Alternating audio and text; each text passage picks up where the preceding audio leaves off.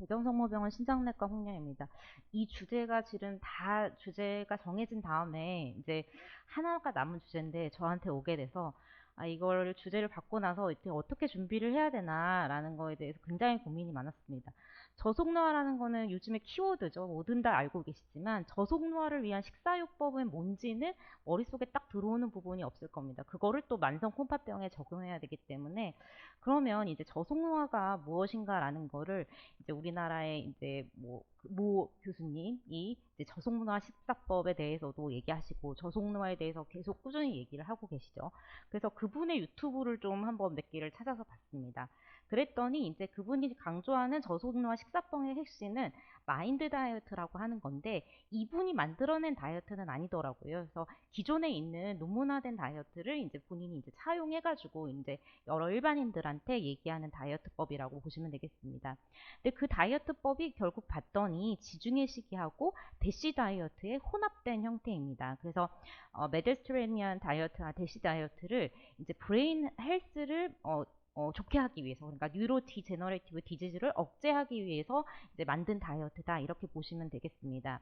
그래서 다 아시는 대로 대시 다이어트 한번 보시게 되면 하이퍼텐전을 억제하기 위한 이제 다이어터리 어프로치인데 이제 소디움 인테이크를 하루에 2.3g 미만으로 억제하는 방법으로 해서 포타슘, 칼슘, 마그네슘, 파이버, 프로테인의 인테이크를 늘리고 이제 솔트를 줄이는 그런 내셔널리를 가지고 있다고 보시면 되고, 이제 지중해 식단은 모두 다 아시는데 이제 한번 정리를 해보면 이제 야채나 과일의 섭취를 늘리고 콩류나 콩국물의 섭취를 늘리면서 견과류의 섭취를 늘리고 프로테인 섭취는 피시나 시푸드 그리고 가금류로 섭취를 하고 이제 어떤 요리를 할 때는 올리브 오일을 사용하고 치즈나 밀크, 에그를 사용하고 와인을 허용하는 그런 식단이라고 보시면 되겠습니다. 그래서 대쉬랑 메디테레니얼 다이어트를 이제 비교를 해보면 대쉬는 이제 염분을 제한하는 거에 방점을 두었다면 지중해 시기는 올리브유, 생선, 견과류, 와인 같은 것들을 어떤 선호하는 그런 방향의 다이어트라고 보시면 되겠습니다.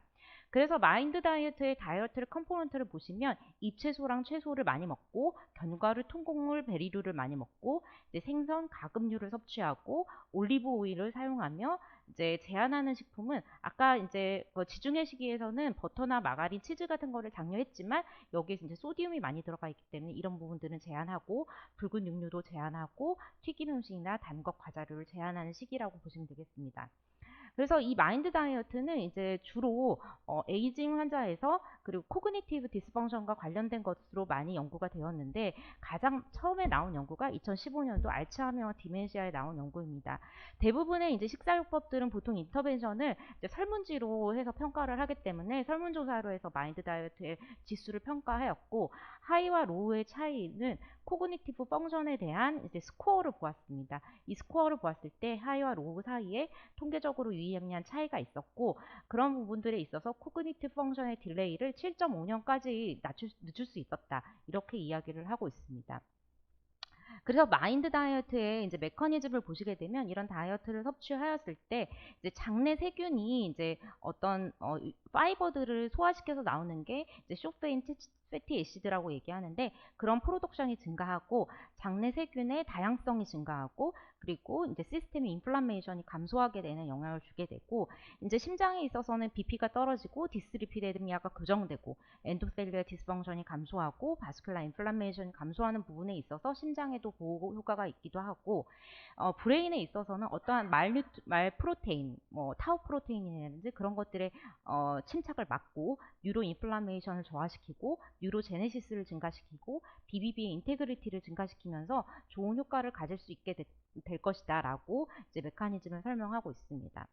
이제 신장에서도 겉 키드니 엑시스라는 건 우리 다 알고 계시죠. 그런 부분들의 문제가 있어서 이제 CKD의 인시던스나 프로그레션이 증가한다고 알고 있는데 그런 이제 그 축을 조금 한번 보시게 되면 이제 겉에서 보시면 이제 겉에 뮤코사가 있고 박테리아가 살게 되는데 그 겉과 우리 내부를 이제 나누는 것이 에피셀리알 베리어입니다. 그 에피셀리얼 베리어에서는 타이트 정선들이 있어서 이제 박테리아들이 침투하지 못하도록 막아주고, 그 아래쪽에는 인플라메이터리 이뮨 시스템이 자리하고 있고 너버스 시스템도 같이 자리를 하고 있습니다. 그 다음에 이제 서큘레이션이 되면서 각 장기에 거시 영향을 줄 수가 있게 되는데, 이제 CKD 같은 경우에는 마이크로바이오타에 디스바이오시스가 생기게 되면서 여러 가지 이제 프로테인들이 들어왔을 때 이제 요독 물질이 생기게 되고, 이런 요독 물질이 인테스티럴 베리어를 망가뜨리게 되고 엔도톡신이나 유레미톡신이 증가하게 되면서 신장에 영향을 주고, 그런 이뮨 시스템이 문제가 돼서 인플라메이션이 증가하면서 이런 사이토카인들이 또 신장에 영향을 주어서 CKD 프로그레션을 가지게 될 수 있습니다. 이걸 또 자세하게 다시 한번 살펴보면, 웨스턴 다이어트를 했을 때 겉에 디스바이오시스가 생기면서 유레미톡신의 프리커서들이 많아지게 되고, 많아진 프리커서들이 뮤코사를 통해서 이제 서큘레이션을 하게 되는데, 간에서 2차적으로 우리가 알고 있는 크레솔 설페이트라든지 인독실 설페이트로 변환을 하게 됩니다. 이러한 것들이 전체적으로 서큘레이션을 가져가게 되면서 브레인, 하트, 판크레아스, 키드니에 문제가 될 수 있는데, 키드니는 특히나 이런 유레미톡신을 제거하지 못하면서 이런 유레미톡신들이 쌓이게 돼서 인플라메이션을 유도하게 되고, 그런 부분들이 결국은 또 이제 장벽을 망가뜨리게 되는 2차적인 영향을 가지고 오게 될 수도 있습니다. 겉과 키드니, 브레인, 이 세 가지도 뭐 다 아시는 내용입니다. 그래서 그런 겉의 마이크로바이오타에 문제가 되어 있던 부분이 이제 또 브레인에는 이제 너버 시스템이나 이런 것들을 통해서 영향을 줄 수 있고, 브레인에 문제가 됐을 때는 심파티틱 너버 시스템의 액티베이션이나 이런 것들을 통해서 키드니가 망가지게 될 수도 있기 때문에, 결국 CKD가 가지고 있는 겉 디스바이오시스는 브레인, 신장, 겉에 동시다발적인 영향을 줄 수 있다라고 보시면 될 것 같습니다. 이것에 대해 에피데미올로직 스터디를 한번 보시게 되면, 이제 다이어트 인터벤션이 이제 CKD 프로그레션을 진짜 막을 수 있을 것인가라고 하는 내용인데요.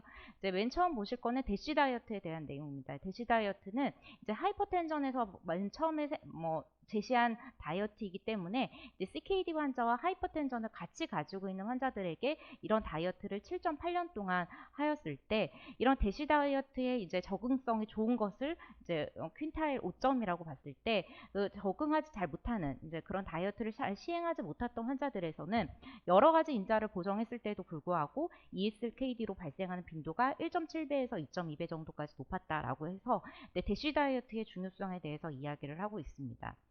또한 이제 지중해 시기의 다이어트에서도 이런 부분들에 대한 연구들이 조금 있었는데, 이제 스웨덴 남자들을 대상으로 해서 에이지도 70세니까 올드에이지에 해당합니다. 이런 사람들을 이제 지중해 시기 스코어를 나눠서 로우, 미디움, 하이로 이제 구분을 하였을 때, 전체 환자가 1100명 정도인데, 그 중에 이제 CKD 환자가 한 500명 정도 포함이 되었고, 환자들이 이런 다이어트를 잘 따라한 사람이 한 600명 정도 되었습니다. 이런 환자들에서 CKD의 인시던스, 그러니까 CKD가 발생한 빈도를 보았을 때, 이제 메데스트리안 다이어트를 잘 시행한 부분이 이제 모든 파티시펀트, 모든 응답자와 그리고 이런 다이어트를 잘 수행한 사람 모두에서 이제 이 CKD의 발생률이 통계적으로 유의하게 낮았다고 이야기를 하고 있고, 이 중에 이제 CKD 환자만을 분석을 하였을 때, 이 CKD 환자가 올코즈 모탈리티를 그러니까 줄일 수 있느냐, 이런 부분에 있어서 이제 모든 CKD 환자와 그 중에 응답을 잘해서 식사를 잘한 사람, 이제 두 그룹으로 분류를 했을 때, 이제 통계적으로 유의성은 없지만 이런 지중해 시기를 잘하면 모든 CKD 환자에서는 이제 올코즈 모탈리티를 낮추는 경향을 보였고, 이제 잘 이거를 수행했다고 응답한 사람한테는 통계적으로도 유의하게 올코즈 모탈리티가 낮췄다라고 얘기해서, 이런 다이어트가 이제 CKD의 프로그레션 혹은 올코즈 모탈리티의 감소, 이런 것과 연관이 있었다라고 이야기를 하고 있습니다. 또 다른 비슷한 연구인데, 이거는 미국에서 진행한 연구이고 멀티 에스닉 그룹이 포함이 되었습니다.